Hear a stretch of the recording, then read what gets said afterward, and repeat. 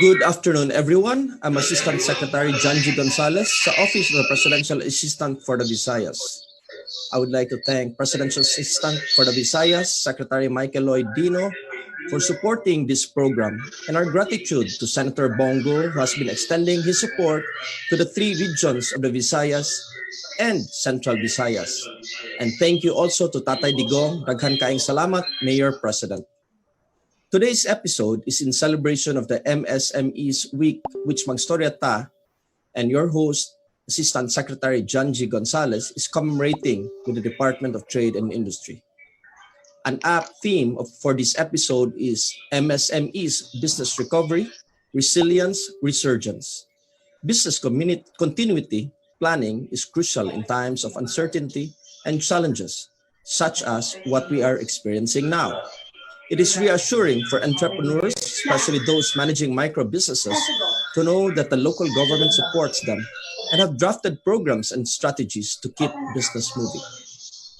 In celebration of the MSME Week, we have invited the provincial government leaders in Central Visayas.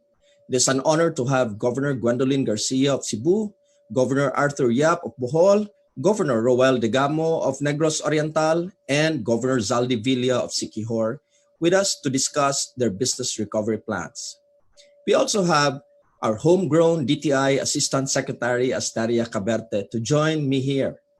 May I call on DTI Assistant Secretary Caberte to deliver her opening remarks. Thank you, Asik Jonji. To our distinguished governors, maayong hapon kaninyo ug salamat kaayo for joining us this afternoon. It is our pleasure to join you in this chat show to celebrate the National Micro, Small, and Medium Enterprises Week organized by the Department of Trade and Industry Region 7. We have a moderator from the office, Asik Jonji, from the Office of the Presidential Assistant for Visayas. And we also have a very appropriate theme for today, MSMEs ready to recover. The last few months have been a series of disruptions for business. Everyone agrees that life, as we have shown, it will not be back soon. As we've known, it will not be back soon. The prospects of the virus lingering at least until the vaccine is found and made available on a global scale will transform the way people live and the way business operate. The first quarters of 2020 was not a good start, definitely. We started off with a high 6.7% ang atong GDP for the last quarter of 2019. Karon ang atong GDP, very sadly, is at negative 0.2%. And our unemployment rate from 18% down to an average of 5%. Ang atong unemployment rate is now 18% from an average of 5% in the past. In the months ahead, entrepreneurs are expecting many changes to occur, particularly in the way government would address their problems. Recently, the Department of Trade and Industry Region 7 has been collaborating with the local chief executives, especially ang atong mga gobernador sa kalain-laing mga probinsya, aron mapaspas ang atong pagtabang sa atong mga gagmay kaayo nga mga negosyante nga naapektahan sa atong pandemic. This afternoon is the best time for our provincial governors to share their best practices on moving forward from this pandemic. Maayong hapon ug welcome to this event. Thank you, Asek Caberte. Before we start our discussion, may I request a brief greeting from our special guests. Let's start with Cebu, Bohol, Negros Oriental, and on to Siquijor.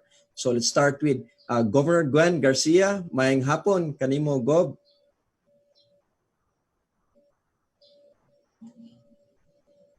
Kinala nimo i-unmute, Gob, or unmute sa moderator. Mayang hapon, Asek Jonji. Mayang hapon sa atong DTI Region 7 RD, Asek Caberte, and of course sa akong suod nga higala ang COVID-free nga gobernador sa COVID-free nga probinsya sa Siquijor. Maayong hapon kanimo, Governor Zaldi Villa. I hope the other two governors will follow us, will appear soon. Salamat kaayo Asik Caberte and Asik Jonji for allowing me to be part of this panel, which will be discussing business recovery plans in Central Visayas.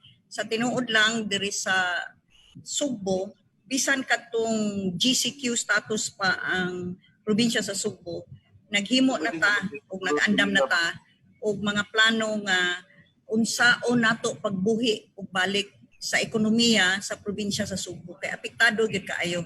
As you know, ang Cebu focuses mainly on tourism, and sa dihang nasira ang atong mga airports, ang atong ports, undang ang atong mga tourism activities, daghan kaayo ang naapektuhan. Nagtanaw usab kita nga ang panahon na tingali nga tungod ni ining nakita nato ni ining maong pandemya, kung diin ang dakbayan sa Sugbo tungod tingali sa pagka-congested, tungod kay ang tanan ni tanan nakafocus sa Cebu City, niabot ang panahon nga labihang daghana na ang mga positibo nga cases. So ang angay na tingali nga mo-focus ta sa countryside or the province. Muna nga gipurma na nato ang ECD task force. Unsa man ning ECD? Enhanced Countryside Development nga programa nato kung diin we will be encouraging even businessmen in the cities to go back to the province kung doon na sila mga yuta, mananom tag balik, mananom tag mais, mananom ta og mga root crops, mananom ta aron mahimo nga self-sustaining ang probinsya sa Sugbo, labi na kabahin sa pagkaon. So, salamat once again for inviting me to this program. Thank you, Governor Gwen. Naa karon si Governor Ruel Degamo of Negros Oriental. Governor Degamo, good afternoon. Dan Director Caberte, maayong hapon kang Governor Garcia. Maayong hapon na amadi ay ka. Maayong hapon, ma'am. Gov, maayong hapon, Gov Roel. Salamat ka diha. Amping yun ha. Oo, bitaw. Bitaw. Amping yun, ma'am. Amping. Kita tanan. Maayong hapon, Governor Villa, akong partner. Maayong usap mga hapon kang naba si Governor Art. Yap. Coming, Gov. Maayong hapon na tanan. Salamat sa teleconference. At least this time, makapadayag tag-unsa yung mga maayo para sa economic recovery during this time. So may hapon na tantanan. May hapon, Gov. May hapon. Atong tawagon si Governor Zaldi Villa sa Siquijor. Hantod karon 0 cases of COVID pagihapon. May hapon, Governor Villa. Maayong hapon na to Asik Caberte, na-promote naman ka ma'am, no? Asik Junji Gonzales, my very good friend Governor Gwen Garcia, my partner Governor Ruel Degamo, maayong hapon na tong tanan o sa mga guests and viewers nato. May hapon, Gov. Daghan salamat for joining us. And naa na karon si Governor Arthur Yap of Bohol. Atong pangayuan sa iyang greetings. Governor Arthur Yap. Greetings to all our fellow governors and the Department of Trade and Industry. Thank you very much for organizing this meeting of all our governors and discussing MSMEs, which is the great challenge at this point in time. Thank you very much. I'm happy to be here. Thank you, Governor Yap. MSMEs play a major role in our economy. It accounts for 99.5% of the total number of establishments in the Philippines and employs 62.8% of the total labor force. It also contributes 35.7% of the total value added to the economy. While many of our MSMEs are resilient and are capable of facing challenges, they do need the support of government to help them in this time of crisis. COVID-19 has brought the world to a standstill and has thrown the local economy in turmoil. As our people and businesses gradually recover from the impact of the pandemic, we look to the LGUs to rebuild our economy and stimulate growth domestically. We hope to keep things casual and conversational in this show, so may we request our guests to just give us a gist of their plans to jumpstart the local economy and limit their talk in 5 minutes. And let's start with governors from Cebu, followed by Bohol, Negros Oriental, and Siquijor. Go ahead, Governor Gwen. Yeah, I think I already initially gave my short summary of what we're doing here in Cebu. And ibalik na ko, turismo man gyud. Sa kadaghanan sa atong mga lungsod, turismo ang key economic driver which supports several MSMEs, no? Especially the micro enterprises. And so in the past pila ka adlaw karon nga nilabay nagkuyog nami with DTI ASEC Aperte with the piece. O na adto gyud nato ang mga lungsod nga naka-focus on tourism. I think ASEC Aperte got a very good idea on how we can be helping especially our micro enterprises, even in the preparation of souvenir items, preparation of some of these refillable tumblers that we will be requiring our guests. Mauni ang atong gitan-aw karon. There's a very good program that has been started in the 3rd District in coordination again with DTI, kung diin i-encourage ang mga gagmay nga mga magpatigayon nga mo submit o proposal o tabangan, whether in cash or in kind, to a certain extent, aron sila makasugod sa ilang mga negosyo. Nagsugod na sa 3rd District. I hope to partner with the DTI so that this can be also adopted in the other 6 districts of the province of Cebu. So, mauna ang akong ikasulti una as far as especially micro enterprises are concerned. Daghan salamat, Governor Garcia. Now, may we hear from Governor Arthur Yap of Bohol. Governor? Yes, thank you. Just like what Governor Gwen said, if Cebu is very dependent on tourism, then much more so Bohol. Because unlike Cebu that has other industries that it can rely on, Bohol is just agriculture and tourism. And that's why for us, the important thing is to really find a medical protocol that will allow us to accept arrivals again from different parts of the country or locally.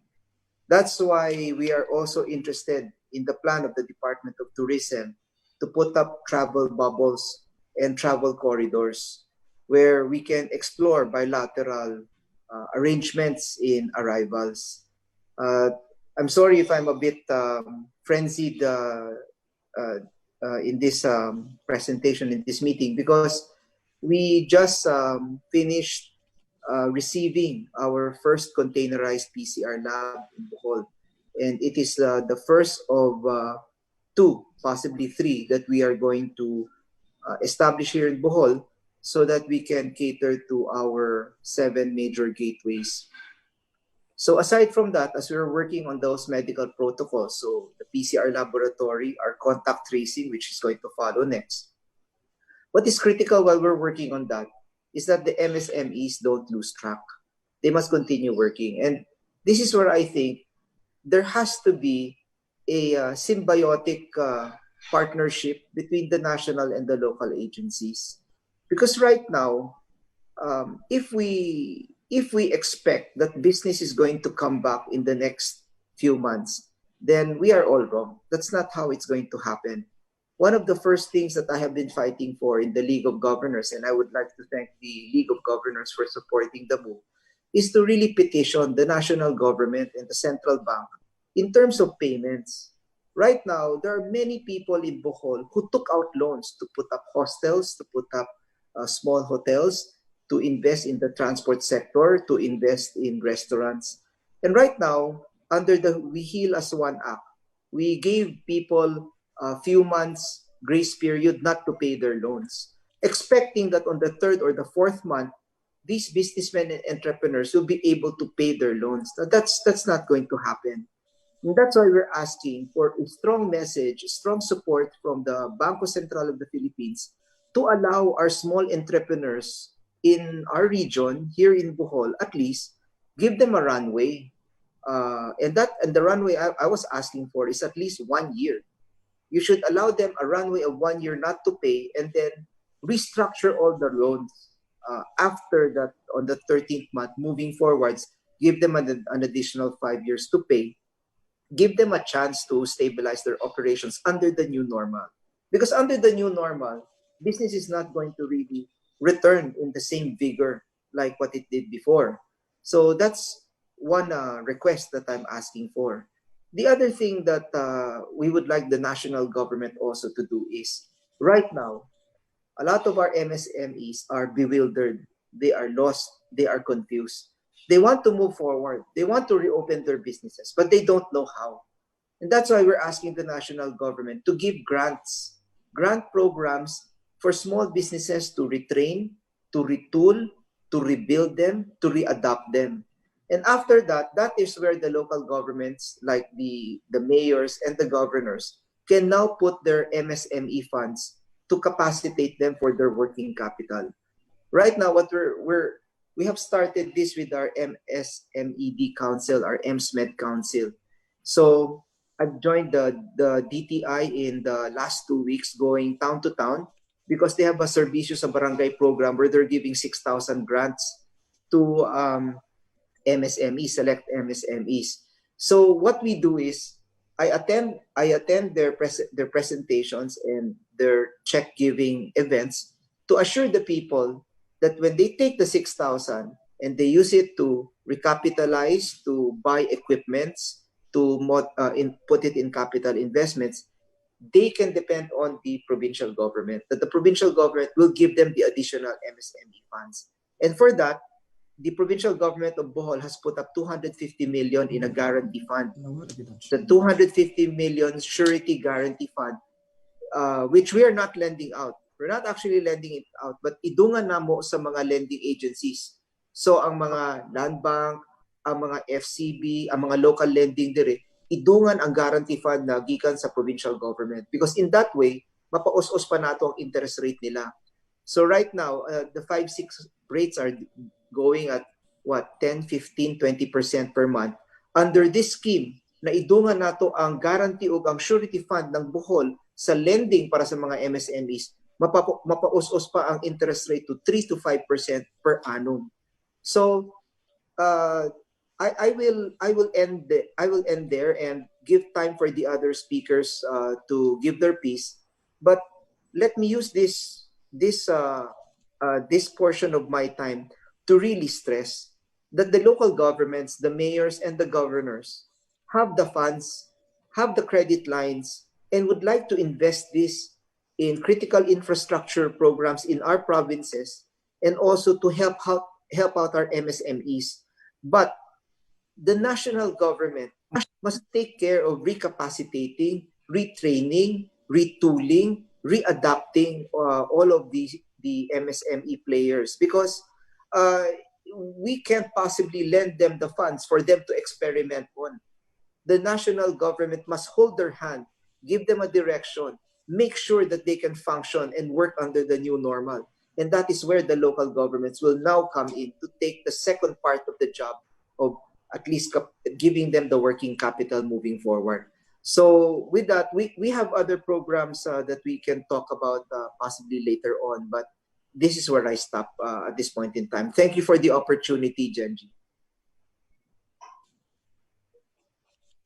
Thank you.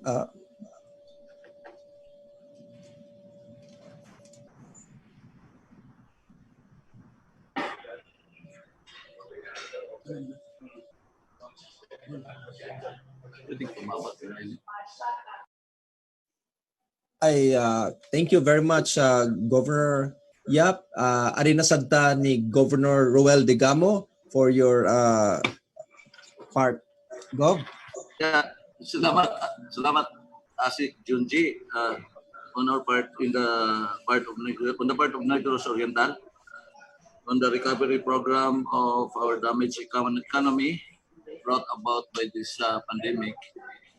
I go for the practical approach. I coordinated with DTI, provincial office, and then I also link up the NOPSI, the Negros Oriental Chamber of Commerce and Industry, so that we can plan out on how we can enhance the MSME of Negros Oriental. So immediately their suggestions, and it was being accepted that we are going to enhance MSMEs by reconstituting the MSM Med Council. Yeah, and then we in the provincial government of Negros Oriental, because of our focus on katong akong giingon sa una pa sa meeting na to with governors that kung di pa nato makita ang vaccine o ang tambal para i-fight nato sa COVID-19, akong giingon din sa mga katawhan, ours is to survive. And the only way to survive is to have sufficient food. And so the main focus of Negros Oriental, nag-start nami on how to increase the production of food like rice, corn, and others.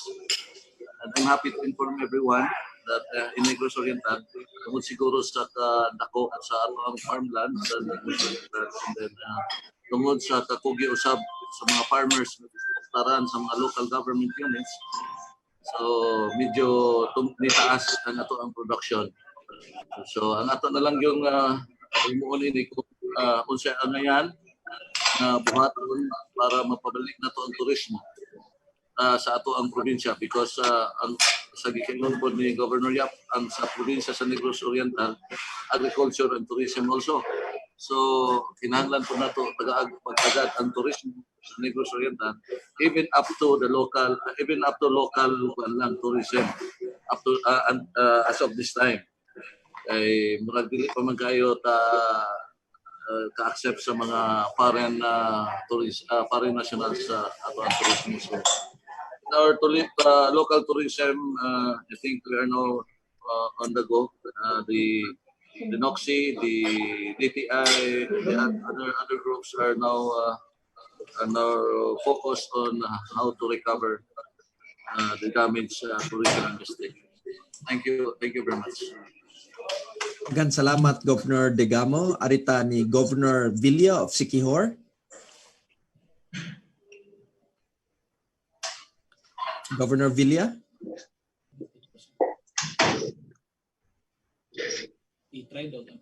Governor Villa. Afternoon, everyone. I forgot to acknowledge Governor Arthur Yap, maayong hapon, the uncle of my daughter-in-law. Yes, maayong hapon. So, let me allow me to present a bit of our past so that we can picture out our fully comprehend on how the province of Siquijor started its flight and came about to the present success. Is it okay? Is it okay, Junji? I will. Go ahead, Gov. Yeah. In the past years, the major source of livelihood of our paisanong Siquijornon depends basically on marginal fishing and small-scale farming or backyard gardening.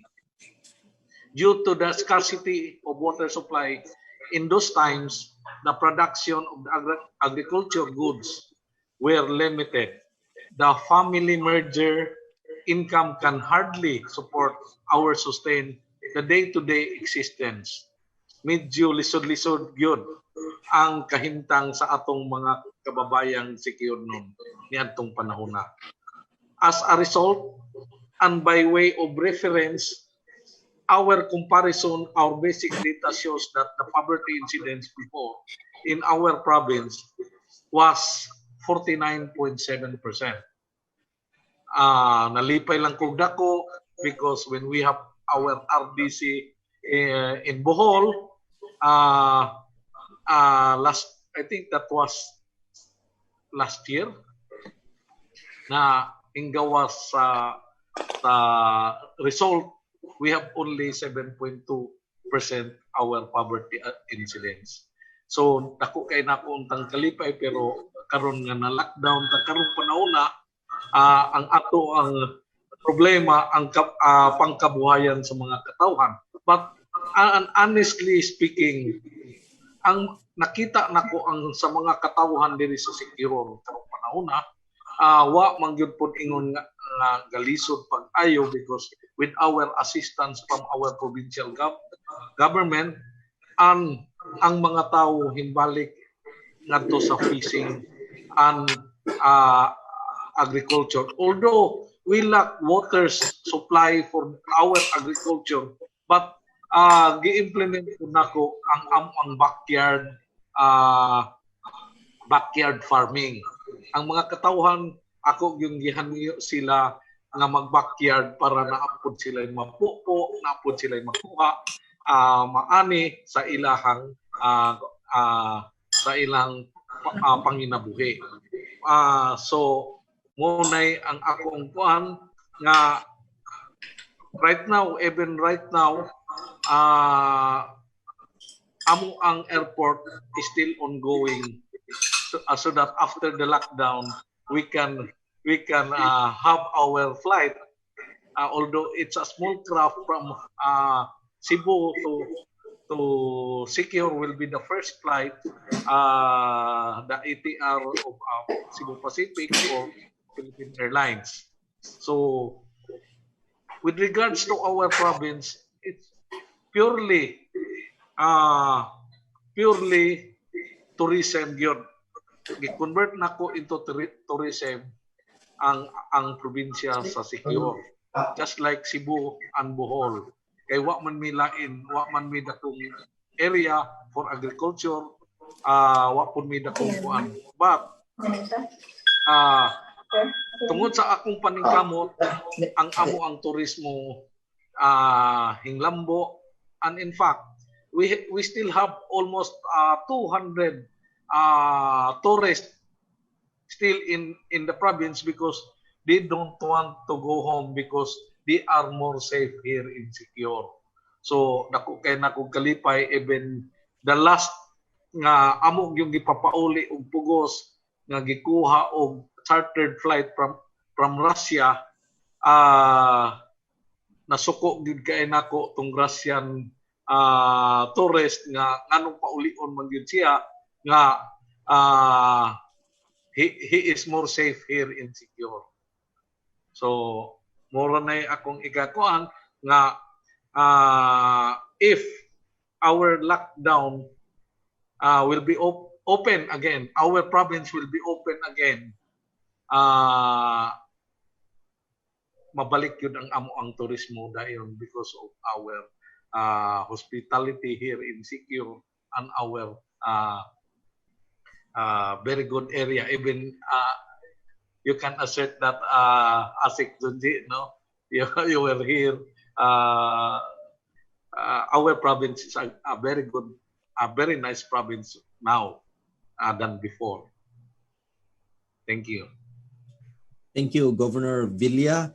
And Governor, si Governor Degamo ni hangyo nga mo excuse siya kay naa siya gipahigayon nga motorcade, no? So sa Smith Summit. Gov. So unsa man imo naming diaan, Gov? Maybe excuse Asek. Sige, Gov. We are having our motorcade right now for the start of the MSMED summit. Okay, Gob. Sige, Gob. Thank you very much. Do you want to say Governors. something or? Yeah, thank you very much, Governor Gwen, Thank you. Governor Art, and Governor Partner Villa. Daghang kayong salamat. May I just say something first before Governor Digamo goes? Maybe Go this ahead, is the Gob. Gwen. Thank you. This is the best time nga magkasabot ang upat ka gobernador kay for the three provinces MGCQ naman tapuros unya low risk pa gyud ang Sikihor. Nya turismo man gyud ang ato nga kanang dependihan no sa kadaghanan sa atong mga constituents. Karon mo open na turismo diri sa province, but is it possible that we can all work together, kitang mga governors lang sa Central Visayas, on the possibility of inter-province tourism? I'm okay for that, ma'am. I've been suggesting that last meeting, bisa sa local tourism lang, diri lang sa Central Visayas. So whatever be your plans and the plans of other governors like Governor Yap and Governor Villa, basta okay lang ang katawhan sa probinsya nato, okay lang yun ko. Thank you, Gov. Zaldi. I think pwede man good nga makaabot mo sa province without needing to go by Cebu City. Pwede man na nato ma-map out like ang Negros Oriental, na magitay regular trips no gikan sa Negros Oriental. Ang Bohol, maybe we can explore other ports nga pwede. I think there are some nga adunay kaning routes, mga ruta nga pwede magamit diretso sa province, dili lang usa sa Cebu City. Actually, ang ako usad nga gihimo karon nga executive order on the protocols for the reopening of tourism activities, limited yun usa sa province, nga dili appeal ang Cebu City usa. Mao na nga ang atong gitanaw nga market is just those coming from our towns and other component cities of the province of Cebu. So if we could get together probably para ato ni ma-discuss o unsaon ni nato nga maka pa-open ta o inter-province nga kuana kanang exchange ba for tourism. Ma'am, may I suggest that mag-meeting tagdo usog. Yes. Kitang upat. Dayon, we will formulate protocols na common to Yes. the four provinces. Para dili maglisod ang mga tao nga moadto sa Cebu, Cebu province, not Cebu City ha. Cebu province. Cebu province. Cebu province ha. And Sikihor. And Bohol. Wala ba ilabot Cebu City? Oh. It's a no-no for Cebu City pag yun, ma'am. Wala ilabot Cebu City. Dili naibog ko kang Governor Yap o sa inyong diha nga, for example, sa Bohol. Ang tanan magod under sa province, ang diri sa amo, di man, so dili necessarily ang among policy sa province, sundon sa Cebu City. But we can talk together. Can we meet in person siguro? Ako ba'y palargahon ninyo sa inyong province or kita'y mag-meeting diri sa Cebu province? Kay mas sayon manggod kay sa ingon ani nga kanang Zoom. Malayo-layo to sa Cebu City, ma'am. Ari na to Sikihor, partner. Partner na to Sikihor. Ari to Sikihor kay zero COVID. Sige, Sikihor ta. Ana ami Governor Villa willing to be one ha kung tugtan mi. Sigurado. Okay ko kung kanus unsay ato masabutan mga governors unsang adlaw kay mobisita na sad ko sa Governor Villa may atong papanon, ma'am. May atong host na itong schedule. Yes, schedule na lang ta ari ta sa Sikihor. Kay zero COVID man mi. Dawaton mi ikaw ra schedule. Dawaton mi mo diha, Gob. Ay sigurado. Gob. Pagpa-PCR lang mi daan, Gob, ha? PCR na daan. Pagdamig medical certificate, Gob. Sus, nindot Okay. kayo ni imong Ikaw lang mo schedule, Gob. Yes, Ikaw, yes. makuha ni. Dili, kamo lang mo schedule. Anytime ko diri sa secure. Na lockdown mo gyud ko diri sa secure.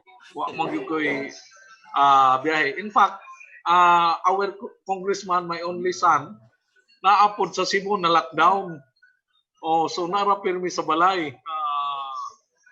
Pero naapay biyahe. Gob, naay biyahe. Asa man miagi? Naay biyahe ang kuan. Ang light shipping. Diya sa pier yun. Via Dumaguete. No, Ika Dumaguete. direct Cebu to Larena. Direct to Cebu to Larena. Napoy Dumaguete. Ayaw rin ng Cebu City, Gob. Di lagi Ayaw sila na mo. Cebu City. Di sila mo suot si Special man, Busit. special. Pwede rasan na to, Gob Gwen. Mahal nyo na sa Ocean Jet nga ikaw lang pasahero. Okay ra. Kaya, pwede yan. Pwede yan. Oo, pwede. At Pwede. ipa-pick up si Governor Yap sa Pwede. Bohol. Pwede. Protocols ba? Pwede. Pwede. Governor Gwen, atong storyaan si Ocean Jet. Dali raman siguro na mastoryaan Gob si Ocean Jet. Yeah, Yeah. he's my Yes, classmate. patabang tanim mo ha, Asek. He's my Sige. classmate. So atong iset by next week ka ha? Okay ta? Pwede. Ang may set sa final schedule. Sige. Oo. Gob, kuan, mag-agad na lang ta ni Gob Saldi. Unsay sakto No, nga opinion mo? mag-agan ko ninyo og unsay schedule ninyo. Anyway, I'm always here in Secure. Sige. Oo. Gob Yap. Very unsay bold maayo? move ni Governor Gwen, no? Nindot kay ning plano ni Governor Gwen to really jumpstart the economy. Maumanta to akong first question ipangunta na, how would you plan to bring back tourists? But the governor of Cebu has already came out with a suggestion of an inter-province tourism, and I think that is the answer that we are all hearing now. So before mo adto si Governor Degamo, pwede bang hangyoon sa nga mag-picture taking ko, no? Kitang tanan nya smile tanan, no? We ask everyone kay ingon sila nga mag-picture taking ko na ta. Okay? So Asik Jonji, yes, Asek, Aster. can you request everyone to put on their videos? Kay Blanco, Put on their videos. Okay, please put on all your videos. Nya mag-picture ta with the governors. This is a milestone, very exciting times. COVID man, pero we are all trying to get back on our feet, and all the governors are now trying to push for the inter-province tourism, a very big milestone for Central Visayas. So, okay. Nag-picture na mo? Okay. Sige. Murag okay na siguro, Governor Degamo. Thank you very much, and we will excuse you. So we will go now to our Q&A. May Balik ta sa just Q&A. usa mo lang ko si Gob Degamo. Si Gob Gob Yap. Degamo? Yeah. Gob Degamo. We Gob Yap. would like you to kuan kanang If we Governor can agree Degamo. na lang usa kay Asek Jonji, Gob Yap Yes, suggested nga August Oo. 12. I'm fine with August 12 nga mag-meeting Okay. ta ngadto sa Okay. Singapore para we can set Okay. it. Gob Yap is Okay. suggested August 12. I'm fine with August 12. Okay, Okay. ka si Gob Degamo? Ning excuse na gyud si Governor Degamo, Gov Gwen. So sige, ako lang sad siyang soryaan, Gov Gwen. I-relay nako ang information. Okay, so tentatively August 12. Tentatively August 12. Yes. August 12. Sa- Okay, so let's proceed. Atong padayonon atong Q&A, and we would like the governors to answer the question. Mag-una gihapon si Governor Gwen, then Governor Yap, and then Governor Villa, no? According to the Philippine Statistics Authority, the agriculture sector accounts for only 5.0% of the region's total output. Mao sa giingon ni Neda RD Carrion. Our experience during this pandemic underscores the importance of agriculture to ensure food security. The average age of farmers in the country is 57. However, younger Filipinos can be enticed to go into farming if they see that it has become profitable and treated as a business. Do you have or will you come up with programs that will encourage more young Filipinos to consider farming as a business venture? Governor Gwen? Yes, in fact, going back to agriculture is part of our ECD platform, no? We have had several meetings already with Land Bank, 3 government banks, Philippine Veterans Bank and DBP. We are asking them to put together a fund in order to help those that may want to go back to the province. As I said, ang atong mga chambers of commerce, I have already challenged them because kani sila naam ni sila mga yuta ngadto sa atong mga kalungsuran. Karon ato na gani karon gi-inventaryo ang tanan mga idle lots kay padadaan na natong sulat ang mga tag-iya niini, reminding them nga that is subject to tax or kung dili na nila i-cultivate. So ato pod sama ni Governor Saldi atong gi-encourage ang backyard farming. It is a competition, in fact, gitawag na nato og sugbusog. Kung diin ang mga households are encouraged to plant vegetables sa backyard nila o kung wala sila backyard in containerized gardening.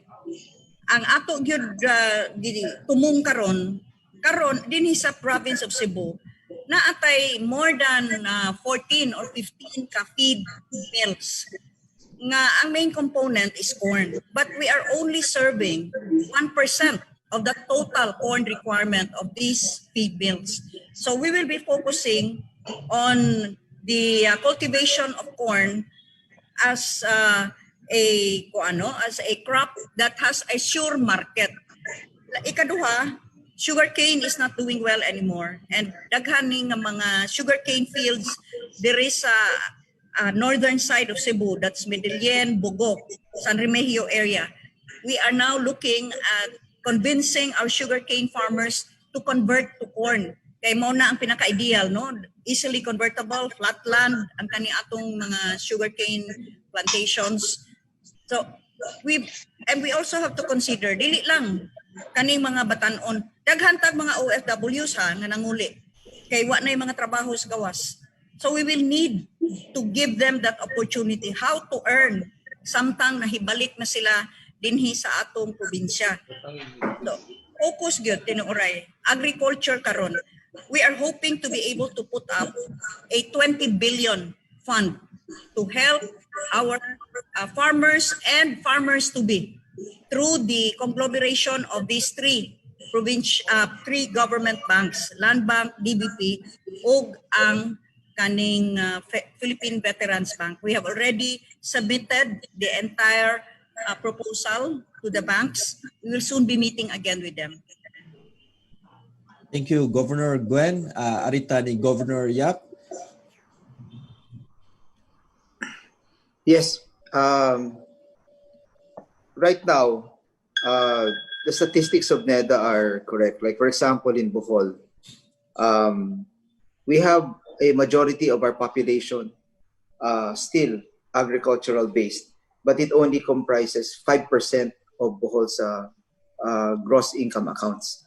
So we'd like to focus right now on food because even if we're a major rice supplier in Central Visayas, we still need to increase our output. We have simplified our program. No? For rice, the simple program is to move all irrigated areas to hybrid seeds and to move all other rice lands into certified inbred seeds. And then for corn, we've managed to do a partnership link up with the private sector producer. As people know, in Central Visayas, Bohol is self-sufficient when it comes to poultry and hog products. But the problem with Bohol right now is even if we're self-sufficient, we are importing our feeds. I was shocked to find out when I became governor that the corn sector of Bohol is only 1% of our provincial accounts. So we're increasing that. So the standing order right now is 10,000 hectares of rice lands into higher productivity, because 20,000 hectares are being handled by the Department of Agriculture. For corn, 20,000 hectares. For root crops, also as part of food security and feeds, I'm asking them to identify 5,000 hectares. I've not asked them to do any program for hogs and poultry anymore, because the most important component right now is to support them through feeds. So that's sa lagutmon o sa mais, no? Those two sectors. Then of course, the reality of our fishery situation here in Bohol is we export all our fish into Cebu, and it gets re-exported back to Bohol. We buy our own fish from consolidators coming from Cebu. I have been asked to sign an executive order to ban selling fish to Bohol, to Cebu. But I have been explaining to people that anytime we put blockages in trade, that's going to increase the cost, and that's going to be dangerous for the region. What we want to do for Region 7 is to make sure the flow of goods and food and people are always continuous. So I explained to people that if Cebu is willing to buy at a higher price per kilo, we cannot stop Cebu from buying fish from Bohol at a higher price. So right now, it's either we compete in the price, or we try to invest in fishery products like bangus and tilapia in such a scale that it can be the food security crop for fishery, and allow our more high value fish, mga pugapo nato, ato mga lambay, ato mga alimango, kung unsa-unsa pang mga sea products nato na high value, pwede nato ibaligya sa for example like Cebu, who is willing to buy our products at a higher price, pasagdan natong ibaligya dito sa Cebu. But here in Bohol, kinahanglan natay kaugalingong mga food security staples. Mao nga ang rice, corn, lagutmon, ang ug sa fishery, we talk about tilapia and bangus as the main staple for our fishery products. We will be focusing on that. So there's a big push right now for agriculture, and we are positioning ourselves. The provincial government is positioning ourselves in the preparation, farm preparation and mechanization, because land bank, as Governor Gwen said, the government banks can lend for the input support, whether it is for seeds, it is for fertilizers. Land bank, DBP, other lending institutions can lend that. But in the preparation stage and developing water resources, that is where the province of Bohol is now very active. And then finally, we're also looking at assisting the farmers package these products. We have been studying the provincial income account, and we realized that the gross value of agriculture that Bohol is earning is very much lower. Like for example, the gross value of agriculture for crops that Bohol is earning is just 5%, whereas the regional gross value of agriculture is at 15%. And that goes on and on. So for crops, fisheries, vegetables, and fruits, the value being created outside of Bohol is higher than the value being created inside Bohol. So as we now move Bohol towards increased production, what we're trying to do is to also assist our farmers in terms of packaging. That's why targeted ra, di naman namo gisulti sa mga katawhan na taga natong kasulbaran ng tanang rice lands diri sa Bohol. Nangita ra ko og 10,000 hectares high yielding. Human sa pag-harvest, ang mga farmers po ang magpaputos sa ilahang kaugalingong humay, because I always tell people here in Bohol, the humay business is only 20 pesos per kilo, but the rice business is 50 pesos per kilo. In the same way that the live weight for hogs is a 100 peso per kilo business, and yet a chorizo, langgunisa, mga sausages, kining mga pwedeng i-package nato, i-process nato ng mga hog products, pwede nato maibaligya sa 300 pesos per kilo. So that is the strategy right now in Bohol, is to look for clustered production areas. Like for corn, we're looking for 20,000. Sa Lagutmon, we're looking for 5,000 hectares. For fish ponds, we're looking for 2,000 hectares. In that way, if they're clustered, we can help the farmers bring down the cost of production and then wait for them in the tail end. In the tail end, mutabang is sa pag-consolidate o dili ra sa pag-consolidate sa pag-process sa ilang mga abot. So that is the strategy that we are employing in Bohol right now. But before I go, allow me to state that aside from that, we're also looking at developing water resources, because that's very critical right now. 600 barangays out of 1,109 are still thirsty in Bohol. So we cannot push basic vegetable production if water resources are not prepared and ready. And so I hope I'm going to be studying what Governor Gwen is doing with the government banks, because I've been telling them, you cannot lend us at 4% or 5%. That's really impossible right now. When the guiding rate of the central bank is 2.25%, we don't understand why we, local governments, are being lent money to at 4% or 5%. The guiding rate of the central bank is 2.25. Assuming a 1% friction cost, then that's only about 3.5%.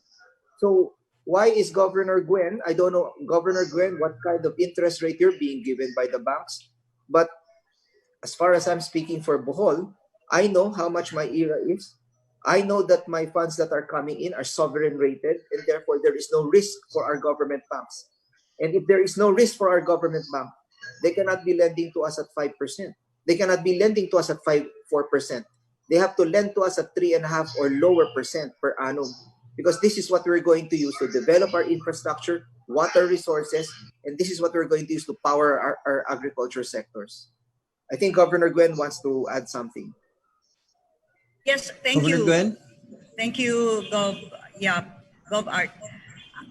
What we are packaging here is actually a fund that the farmers or businessmen, farmers can access. And certainly, thank you for that very vital piece of information. If we should set the rates, then we should remember the central bank lending rates at 2.25. It will not be the province of Cebu that will be borrowing funds. We will just serve as a conduit between those that may wish to avail of the funds that these government banks must make available in a most expeditious process. What the province will also be assuring is we will be speaking or talking to all of the feed mills that I talked about, getting all of their requirements so that there would always be an assured market for all those that would be planting corn under this program, because then we will be able to enter into an arrangement with these feed mills that they will be willing to purchase the corn at this particular price per ton, so that the farmer will not be left suddenly in a lurch when there might be a sudden drop of in prices. So more or less we're coming in here as an intervener that would assure both the government or the government banks as well as the private sector that the province of Cebu will see to it that everything goes as orderly and as profitably on both sides as possible. Asek, can I just add? Thank Yes, you, go Gov. ahead. Gwen. Go ahead. In the same way, like in Bohol, the reason why we only targeted 10,000 hectares for rice and 20,000 hectares for corn, 5,000 hectares for root crops, 2,000 hectares for fish ponds is because the provincial government is ready to buy. We're ready to package that. So in the same way that Governor Gwen is saying that the province of Cebu is intervening and looking for the market for our farmers, kami po diri sa Bohol, we have already linked up our corn producers with our biggest integrator for hogs and poultry, the Alturas, the Marcelas Group. We know has extensive operations in hog and poultry here, but they're also importing so much corn from Mindanao. So right now, with only 1% of our economy in corn, what we're doing is we're consolidating all of our corn farmers right now to supply to them at a guaranteed price. For rice, it's the provincial government. The buying price of NFA is 19 pesos. We're giving a +1 to make sure that if there are those who cannot sell, we will buy them at 1 peso higher than the buying price of the National Food Authority. But if the price asset goes higher, why problema? Pwede naman nila ibaligya sa merkado.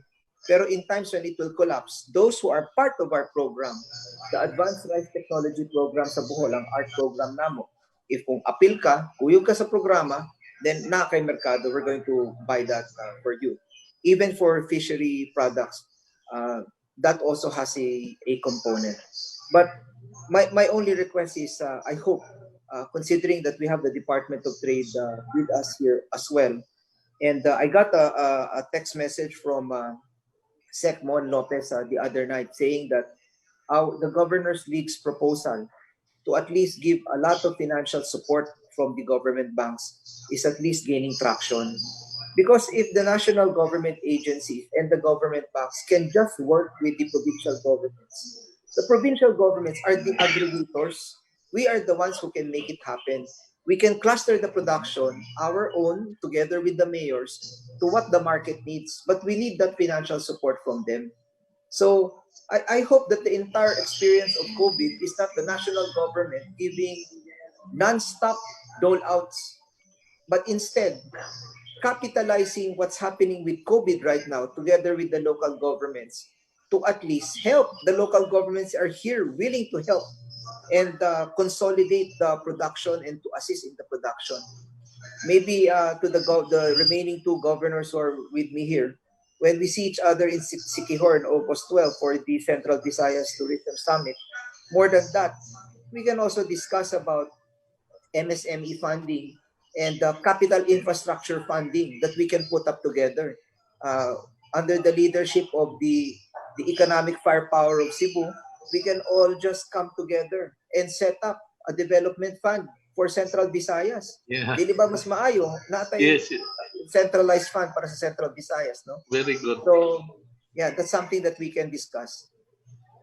Asek, Thank you, Governor Yap.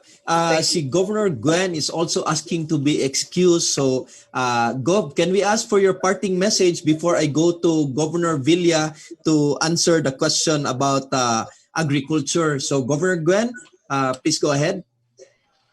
Gusto na ko ang akong dako kaing pasalamat nga nahalakip ako ni ining atong panel discussion karon labi na kay gibingaw na kaiko sa atong mga kauban nga gobernador sa Central Visayas ug nakita na sad nako balik si Governor Saldi, si Governor Art, kanina si Governor Roel, and we should have more of this pero mas nindot gyud ng person to person, face to face. Kay kani magsige tag Zoom basig ma-zombie unya pa. Bitaw. Salamat kaayo Asek Aberte, Asek John G. And yes, let's work together to make Central Visayas the hands down acknowledged megastar of the entire country, the Philippines. Gob, tinuod na Central Visayas to be the megastar, pero hopefully, Gob, we can expand it to the entire Visayas kasi Sec Mike is looking at the entire Visayas, good Gob, and Central Visayas can be the economic and driver of all these things. And ato lang yung apilon si Eastern Visayas ug Western Visayas pohon after our meeting sa Central Visayas Tourism Summit dito sa August 12. So daghan salamat Governor Gwen. Salamat arita ni Governor Villa sa Siquijor, your plans sa agriculture in these times of pandemic. Actually, amo ang for Siquijor, we already know that in the past farming was one of the major sources of livelihood of the Siquijor noon. However, due to the scarcity of water supply during those times, agricultural production was so limited. When I started my first term in 2013, we addressed this water problem by prioritizing the development of water facilities in our list. Now that we already have a sufficient water supply, our young farmers can start doing their farm activities in addition to the establishment of proposed feed mill, as what Governor Yap is talking of about feed mill. we are also proposing our feed mill here in Siquijor. For our native cattle, please take notice that according to the study of the University of the Philippines, UP College of Agriculture, the beef quality of our native cattle is among the best in the world. Muna giingon nga mas nindot pa sa Angus beef ang ato ang cattle diri sa Siquijor. This is the reason why we are working for the funding of the cattle, native cattle raising projects.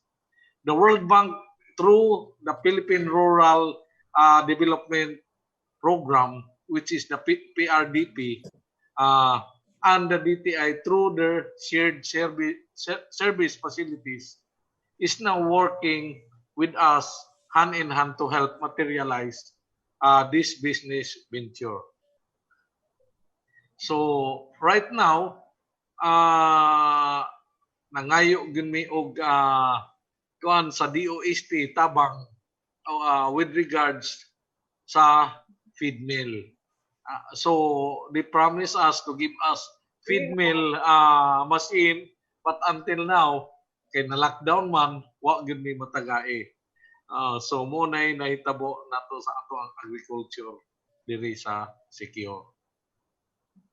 Gov, daghan salamat. Gov, exciting kayo na paminahon, Gov, kanang imong ingon nga native cattle and even better than the Angus beef of the other countries, no? So that's something we would want to look forward to, and hopefully DOST can support the feed mill and our office, Gov, the Office of the Secretary, Office of Presidential Assistant for the Visayas, and of course DTI will be very willing to help you, Gov, grow that native cattle industry.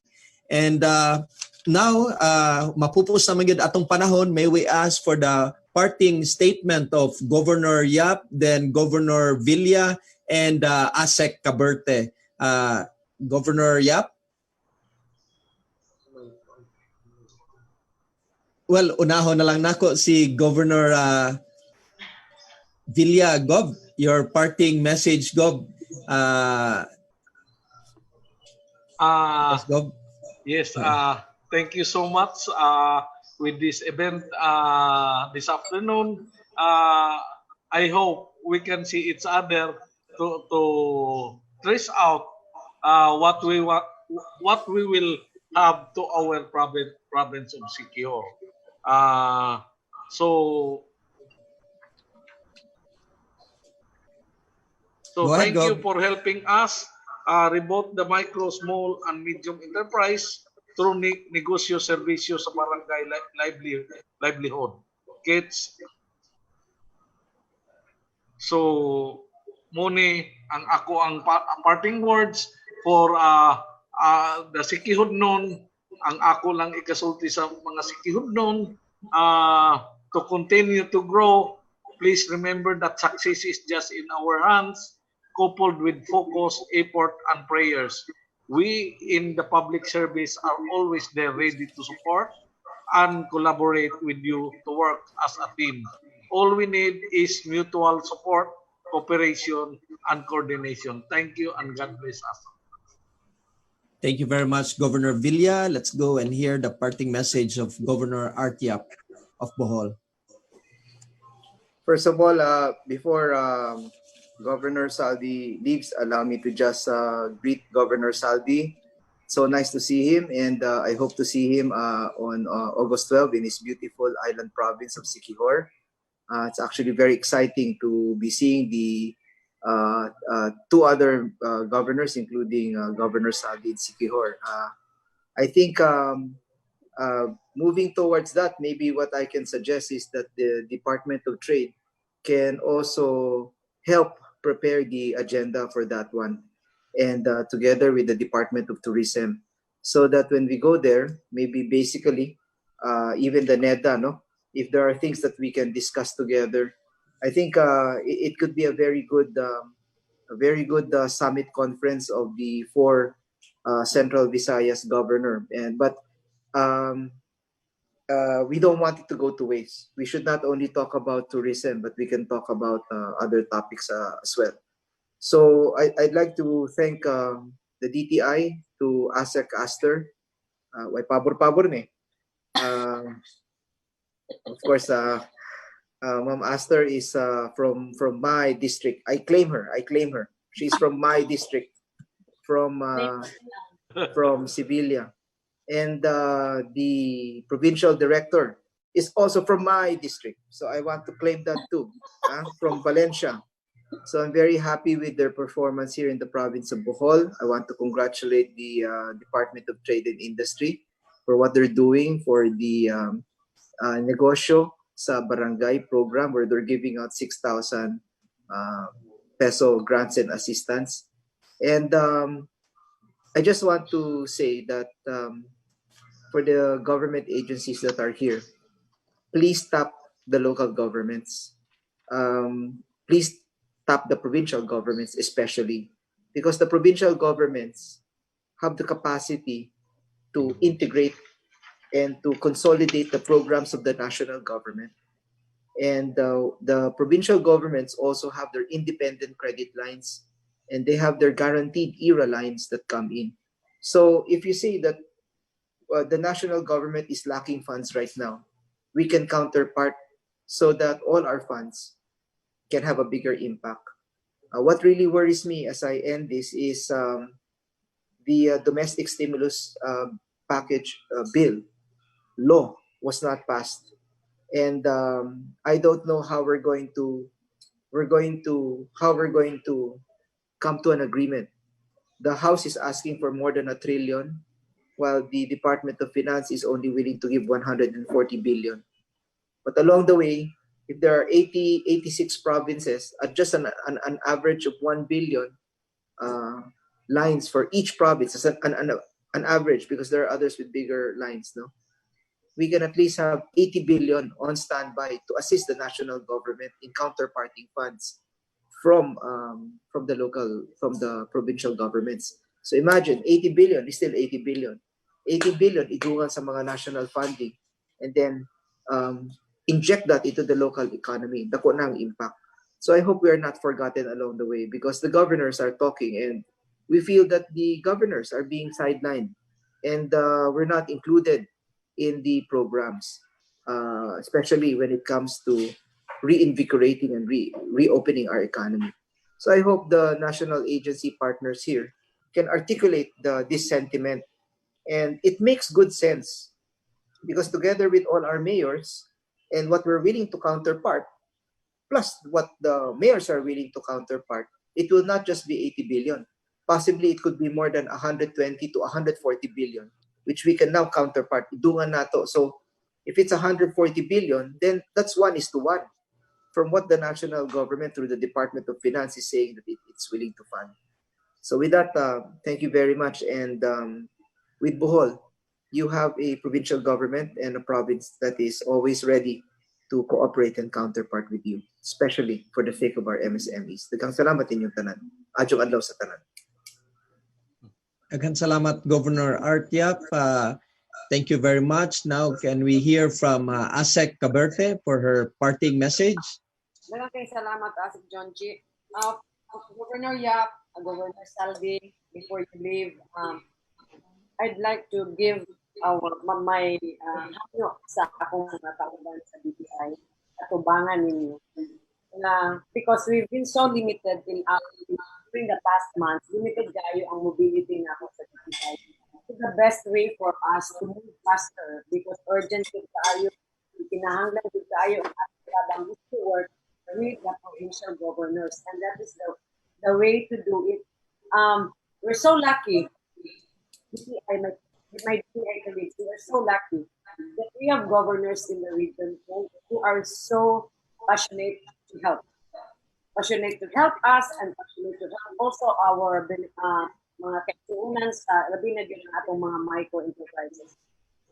Gov Art and Consulting, daghang kayong salamat sa inyong tabang. We know that you've been around with us, and so with Governor Gwen. Governor Gwen is really a powerhouse. Kami ang sa iyang mga lakaw, because she wants to move we would like to move with her in, well, naaman ko sa Cebu karon, we would like to move with her kay faster good. Governor Art was saying they have the resources, national government, the DTI has more resources. But if we pull this together, we really can accomplish so much for our micro, small, and medium enterprises. And so, with Governor Zaldi, sorry, Gob, nag-online ra ko og greet sa imong programa last week. And I hope nga mga pangandaman na mo kaayo ni Ma'am Summit, at paghimuon ka kung Hope to see you soon here in Secure. yeah. August 12. See you sa August 12. And thank you so much for your help. Yeah. Pari Art, please come to Secure, Pari Art. Daghang kayong salamat Asek Cabrete. Kita tadi pre. So kita ta. nindot kayo ni karon, no? We will have a summit of the 4 hardworking governors of the Central Visayas, and the Office of the Presidential Assistant for the Visayas, headed by Secretary Mike Dino, is very willing to help make this happen. And as Governor Art Yap said, he wants not only to discuss tourism, but NEDA and DTI and DOT should be.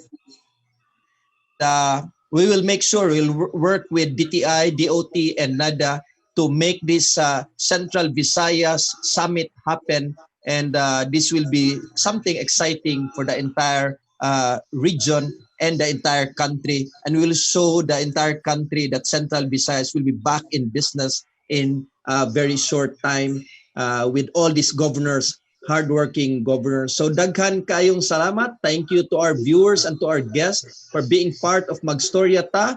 Good day, everyone. May I call back our event host, Miss Bea Evardone.